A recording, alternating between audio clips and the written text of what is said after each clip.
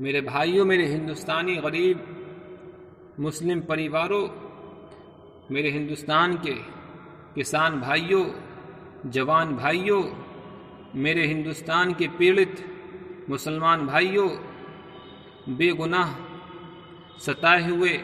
ہندوستان کے نواسیوں، تمہاری آہیں اب آسمان سے ٹکرا چکی ہیں، عرش اعظم پہ پہنچ چکی ہیں، اور اب بہت جلد تمہاری آہوں کا جواب آنے والا ہے۔ تم ہندوستان میں سب سے زیادہ ظلم اور تشدد کو برداشت کر رہے ہو۔ تم ہندوستان کی سرزمین پہ رہ کر کے بھگوا آتنکواد کی زد میں آ کر کے تم ہر روز ظلم اور تشدد کا شکار بن رہے ہو۔ تم کو ہر طریقے سے مارا جا رہا ہے، تم کو قانون کے ذریعے سے مارا جا رہا ہے، تم کو کبھی آستھا کے ذریعے سے مارا جا رہا ہے، کبھی تمہاری روزی میں کمی کر کے تم کو مارا جا رہا ہے۔ لیکن یاد رکھو، اب تمہاری آہیں آسمان پہ بہت جلد پہنچ چکی ہیں۔ اب تمہاری آہوں کا جواب دینے کے لیے اس زمین پہ بہت جلد کوئی نہ کوئی پیدا ہونے والا ہے جو تمہاری آواز بن کے اٹھے گا۔ اے غریب بھائیوں اور کسان بھائیوں، اے جوان بھائیوں، تم کسی بھی حال میں رنجیدہ مت ہونا۔ جو تمہاری بیٹیوں کی عزتیں لوٹی گئی ہیں، ان سب کا جواب بن کے کوئی نہ کوئی ضرور آئے گا۔ اے کسان بھائیوں، جو تمہاری روزی کو کم کیا گیا ہے اور تم کو جو لوٹا جا رہا ہے، اب اس لوٹ پاٹ کو ختم کرنے کے لیے کوئی جلد ضرور پیدا ہونے والا ہے۔ تمہاری ہر بات کا جواب دے گا وہ انسان،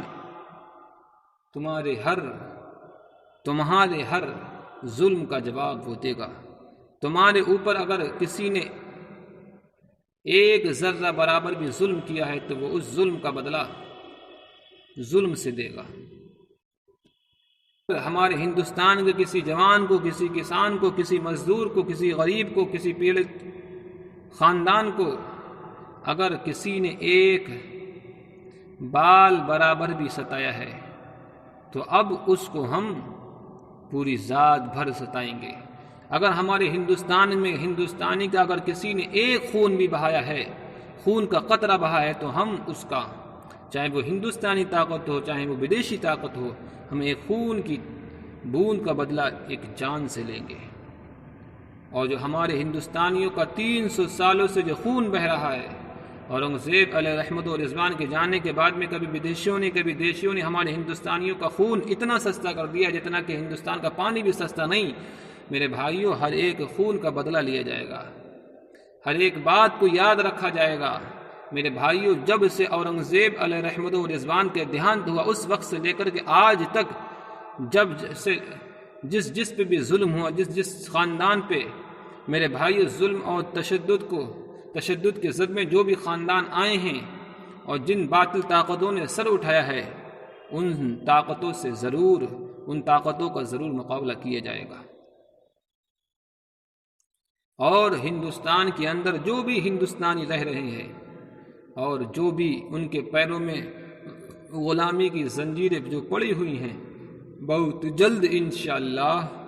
وہ غلامی کی زنجیریں جو علماء اکرام کے پیروں میں، ائمہ اکرام کے پیروں میں مفلسی کی زنجیریں، ائمہ اکرام کے پیروں میں مفلسی کی زنجیریں پڑی ہوئی ہیں، انشاءاللہ بہت جلد اس سے رہائی ملنے والی ہے، اس کا جواب دیا جائے گا۔ میرے بھائیوں،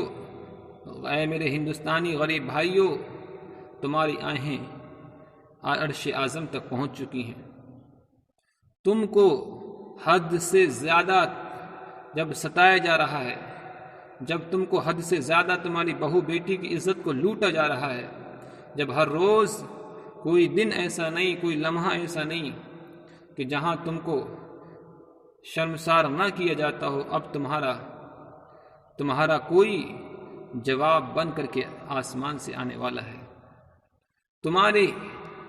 ہر ظلم کا بدلہ باطل طاقتوں سے لے گا، بہت جلد وہ تمہارا جواب بن کر کے آ رہا ہے، بہت جلد تمہارا بدلہ لینے کے لیے آ رہا ہے۔ اور وہ باطل طاقتیں جو یہ سمجھ بیٹھی ہیں کہ اب ہم ہندوستان میں ہم کو زیر کرنے والا کوئی نہیں ہے، اب وہ باطل طاقتیں ہوشیار ہو جائیں۔ وہ باطل طاقتیں ہمارے ہندوستان میں باخبر ہو جائیں، جو یہ سمجھ بیٹھی ہیں کہ جب ہم ہندوستان کا یووا ہمارے قبضے میں ہو گیا، ہندوستان کا شاسن ہمارے قبضے میں ہے، سپریم جو کورٹ ہے وہ ہمارے قبضے میں ہے، سب کچھ ہمارے گودی میڈیا ہمارے قبضے میں ہے، میڈیا ہمارے قبضے میں ہے، سب کچھ ہمارے قبضے میں، اب ہمارا کوئی کچھ نہیں بگاڑ سکتا۔ لیکن یاد رکھو، اب تمہارا کھیل ختم کرنے کے لیے، تمہارا کھیل کو بگاڑنے کے لیے اب کوئی ضرور پیدا ہونے والا ہے، ضرور تم سے مقابلہ کرے گا، لیکن تم اب اس کا مقابلہ نہیں کر سکتے۔ بھائیو، اب ہندوستان کی